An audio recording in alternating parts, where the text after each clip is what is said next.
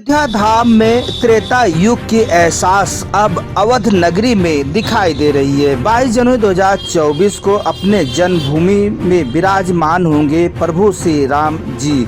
अयोध्या धाम में आ रहे हैं प्रभु श्री राम जी। वहीं पर अवध नगरी में खुशियों का उत्सव अयोध्या में मनाया जा रहा है। आप सभी 22 जनवरी 2024 को अपने घरों में दिया प्रज्वलित करें, दीपावली भजन कीर्तन खुशियों का उत्सव मनाएं। आज सुबह टाइम्स टीम आप सभी को संदेश। ठंड है, बहुत गलन है, बहुत गलन है, ठंड है, पानी बरस रहा है, बर्फ गिर रही है, ठंड है। कहीं पर ठंड, कहीं पर पानी और कहीं पर लोग इसको पाने के लिए कर रहे हैं भगवान से प्रार्थना, प्रभु से विनती कि हमारे यहाँ बर्फ़ गिरे, हमारे यहाँ पानी गिरे, हमारे यहाँ सर्दी हो। और वो जगह है जहाँ पर सेब, एप्पल पैदा होते हैं। ऐसे प्रदेश, ऐसे स्थान, ऐसे ज़िले जहाँ पर सेब की पैदावार होती है, सेब के पेड़ हैं, वहाँ पर अगर बर्फ़बारी नहीं हुई, बर्फ़ नहीं गिरी, पानी नहीं गिरा, ठंडा नहीं हुआ तो फसल का बहुत नुकसान।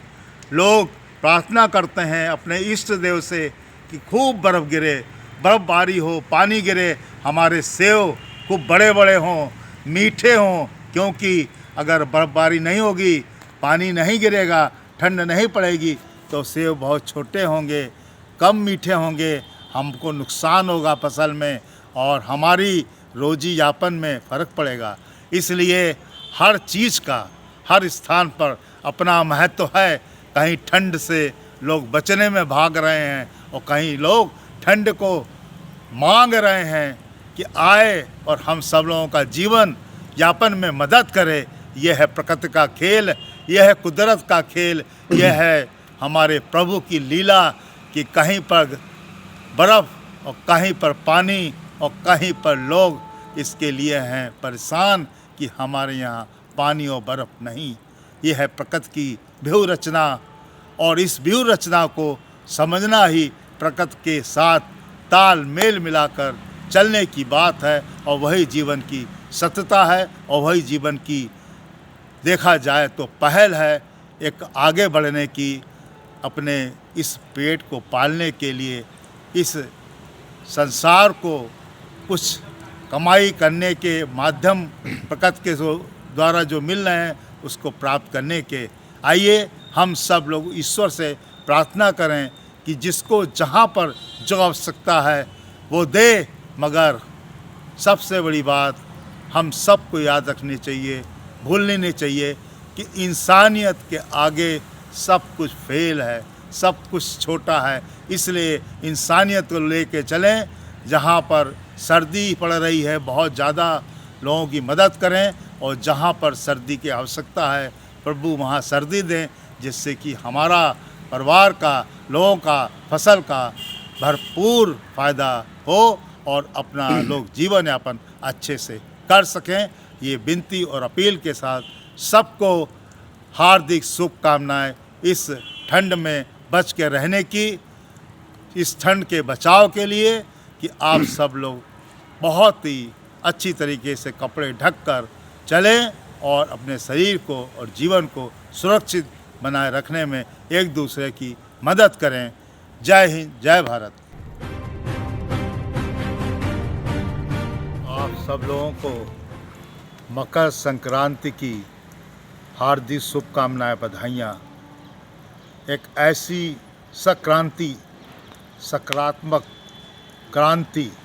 क्रांति जो हमारे अंदर भी होनी चाहिए। सूर्य का मकर में प्रवेश, सूर्य का अपने पुत्र शनि के घर में प्रवेश, ये तो पर्व हम मनाते ही हैं, मगर जब तक हम अपने अंदर की क्रांति को जागृत नहीं करेंगे तब तक हमारा अंदर का परिवर्तन हमें मजबूत नहीं करेगा। लोग कहते हैं कि जब ऋतु परिवर्तन होता है, मकर संक्रांति उसका एक संकेत है और इस मकर संक्रांति के आने से सर्दी धीरे धीरे कम होती है और हम गर्मी और ऐसे बसंत ऋतु की तरफ बढ़ते हैं जहाँ पर हमें और ऊर्जा मिलती है।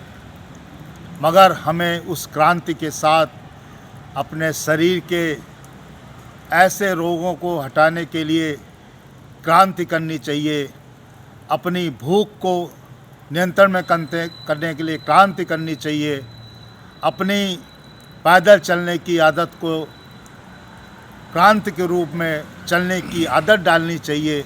ऐसे पता नहीं कितने कार्य हैं जो हमें अपने शरीर के माध्यम से तप तपस्या के द्वारा प्राप्त करके उस क्रांति को लाने में आगे आके बढ़ना चाहिए।